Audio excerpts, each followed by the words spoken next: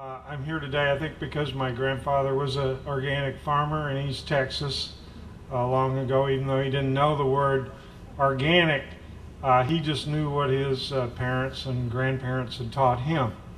And he and others were driven off the land in southwest Louisiana by the advent of corporate agribusiness, the oil companies, and so on. I grew up in a segregated town in southeast Texas where there was a railroad track between where the white people lived and the black people. And if black people crossed over that railroad track after dark, they were literally beaten and harassed.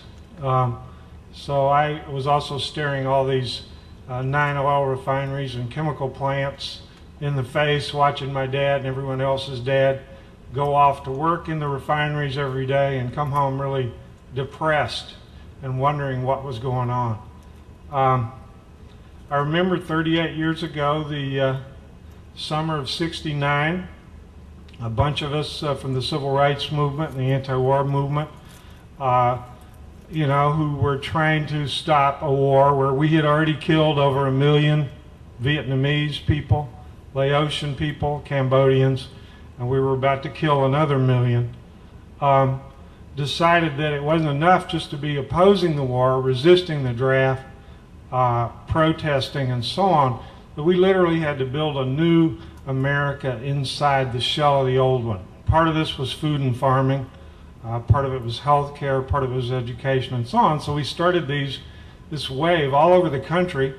All the anti-war activists, we started talking, and some people went back to the land, like Will, and Jim and others of us decided we'd build these urban food cooperatives that would not only provide healthy and organic food to our communities, but would serve as tools for building the movement, for bringing together health-minded people, people who cared about the environment with people who cared about peace and justice and true democracy.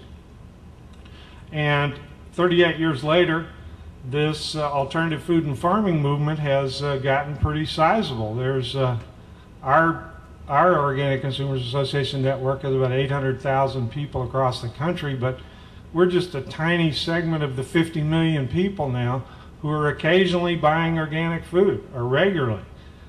This country has realized that we have to get healthy, and our children need to have the opportunity to get healthy. So we've got a huge potential. We're a multi-billion-dollar powerhouse now, the organic movement, and the way we're growing now, within 20 years we will, be the dominant paradigm in food and farming, like we were when my grandfather was farming. But how do we get there? I mean, the big picture is, of course, pretty depressing. I want to bring up just a couple of things. 40% of the world's population they're either small farmers or they live in rural villages. 40% of the world's population. The grand plan of the multinational corporations and the Bush administration, the Clinton administration before them, and probably the administration that'll come next, is to drive about 2 billion of these people off the land and replace them with factory-style farms, more efficient farms and whatever. I'd like to maintain, if we don't stop this process, if we don't help the 40% of the world's population who are on the land or in rural villages stay right there and be able to make a decent living and farm sustainably and organically, the earth is not going to be able to survive. The biggest environmental issue in the world is, are we going to drive these 2 billion family farmers and rural people off the land through this process of corporate globalization? Or are we going to turn back the other way toward justice, sustainability, peace, and democracy? And, it's just hard to imagine unless you live in the developing world. I work from our Mexico office for 4 months a year, so it reminds me of this, but 2 billion people are living off less than $2 a day. 2 billion people. 850 million people tonight are going to go to bed hungry. Most of these people are in rural areas, and a huge number of children. We've killed 1 million Iraqis so far with this war. The estimates of the first Persian Gulf War were somewhere between 500,000 and 1 million Iraqis died, either directly or indirectly. We're now up to a couple of million. You know, that's the level Vietnam was. I mean, our soldiers are not dying in quite the numbers, but of course, you know, there's over 20,000 severely maimed and injured veterans already. The cost of the war so far, the estimates are $1 trillion.